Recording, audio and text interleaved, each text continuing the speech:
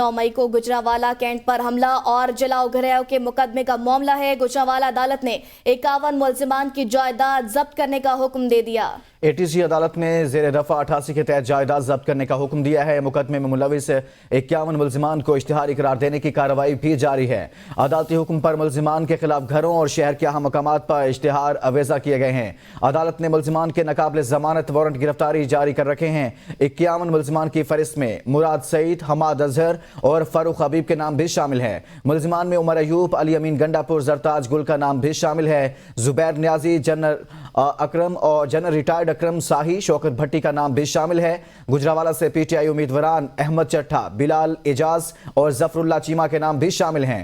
मुलजिमान में मियां तारिक, राना साजिद शौकत, लाला असदुल्ला पापा के नाम भी शामिल हैं। इस खबर से मुतल्लिक आपको आगाह कर रहे हैं कि 51 मुलजिमान की जायदाद जब्त करने का हुक्म दिया गया है।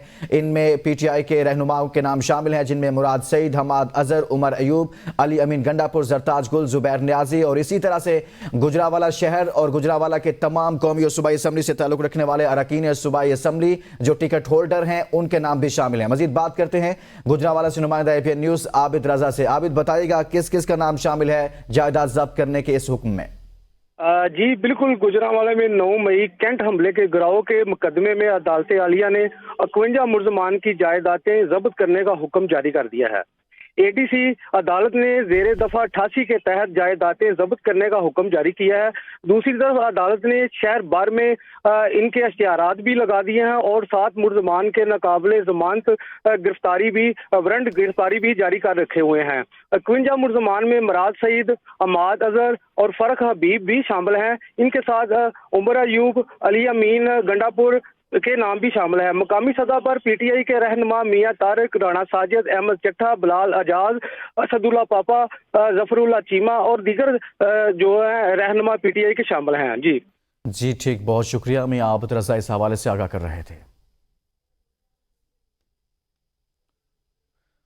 इस खबर से मुतल्लिक आपको आगाह कर रहे हैं। 9 मई को गुजरावाला कैंट पर हमला और जलाओ घिराव का यह केस है। 9 मई को गुजरावाला कैंट पर हमला और जलाओ घिराव केस में पेशरफ्त यह हुई है कि एटीसी की जानिब से हुक्म दिया गया है कि 51 पीटीआई रहनुमाओं की जायदाद जब्त की जाए। इनमें मरकजी रहनुमाओं में मुराद सईद, हमाद अजहर, उमर अयूब और फारूक हबीब शामिल हैं। अली अमीन गंडापुर, जरताज गुल, जुबैर न्याजी, शौकत भट्टी भी शामिल हैं। इसी तरह से गुजरावाला से वो तमाम अफराद जिनका ताल्लुक पीटीआई से है, मियां तारिक जो साबिक एमएनए रह चुके हैं और टिकट होल्डर भी हैं, उनका नाम भी शामिल है। इसी तरह से दीगर जो गुजरावाला से अरकान असेंबली के टिकट होल्डर हैं, उनके नाम भी शामिल हैं।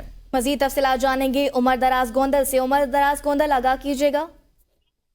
जी, एक बड़ा इकदाम अदालत की जानिब से हुआ है। 9 मई को लेकर जो वाकयात हैं उसमें गुजरावाला कैंट के ऊपर जो हमला और जलाओ घेराव के मुकदमे का मामला है, उसको लेकर अदालत ने जो 51 मुलजिमान हैं उनकी जायदाद जब्त करने का हुक्म दे दिया है। उसकी वजह यह है कि इन 51 मुलजिमान के हवाले से इनको इश्तिहारी करार देने की कार्रवाई भी इस वक्त जारी है और इनके नाकाबिले जमानत वारंट गिरफ्तारी जारी कर रखे थे। चूंकि ये पेश नहीं हुए, तो जब नाकाबिले जमानत वारंट गिरफ्तारी जारी होते हैं उसके बाद फिर अदालत जो है वो अमली इक़दाम उठाती है कि किसी तरीके से वो चीजें की जाए जिससे मुलजिमान अदालत में पेश हो सके। तो इसमें एटीसी अदालत ने जेर दफा 88 के तहत जायदाद जब्त करने का हुक्म दे दिया है और अदालत के हुक्म के ऊपर इन मुलजिमान के घरों और शहर के जो अहम मकामात हैं वहां पर इश्तिहारात भी आवेजा किए गए हैं। जो 51 मुलजिमान की अगर फहरिस्त देखी जाए तो उसमें तहरीक इंसाफ की जो लीडरशिप है वो उसमें सर फहरिस्त है, जिसमें मुराद सईद है, पंजाब के सदर हमाद अजहर हैं और फारूक हबीब का नाम भी शामिल है। इसके अलावा तहरीक इंसाफ के जो जनरल सेक्रेटरी उमर अयूब हैं, अली अमीन गंडापुर हैं, जरताज गुल हैं,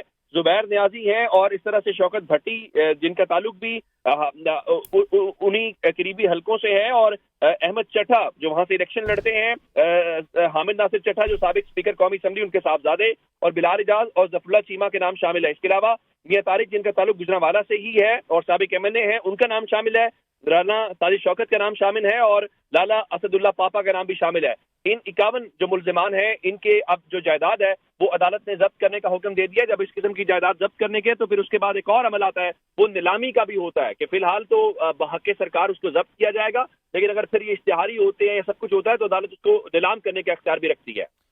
عمر اس طرح دیکھا جائے تو جو ایف آئی آر ہے اور یہ جو معاملہ تفصیلات سامنے آ رہی ہیں تھانہ کینٹ گجرانوالہ کی، اس میں تو یہ دیکھا جا رہا ہے کہ اس میں تو وہ تمام اراکین گجرانوالہ سے 5 قومی اسمبلی کے حلقے ہیں، اور ان 5 قومی اسمبلی کے حلقوں میں جو پی ٹی آئی کے ٹکٹ ہولڈر ہیں، جو مضبوط امیدوار ہیں، ان سب کے نام شامل ہیں اس میں۔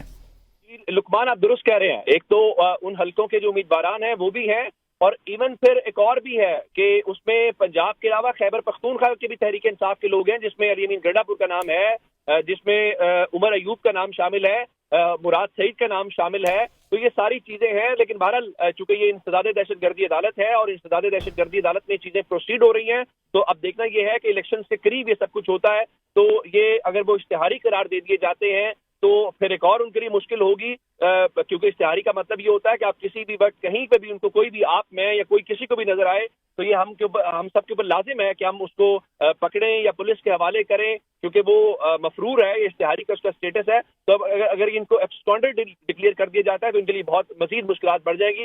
جائیداد والا عمل تو چلے ٹھیک ہے، آپ نے ضبط کر لیا، وہ عدالت میں پیش ہو جاتے ہیں، باقی چیزیں ہوتی ہیں، لیکن مشکلات جو ہیں وہ شاید بڑھتی جا رہی ہیں۔ عمر، یہ جو دفعات لگائی گئی ہیں، اور یہ بھی اس حوالے سے بھی کہیے گا کہ عدالتوں میں کس طرح سے یہ پروسیس چل سکتا ہے، کہ کیا ضمانت کے لیے اپلائی ہو سکتا ہے یا یہ تمام تر معاملات جو ہے یہ نان بیلیبل ہیں؟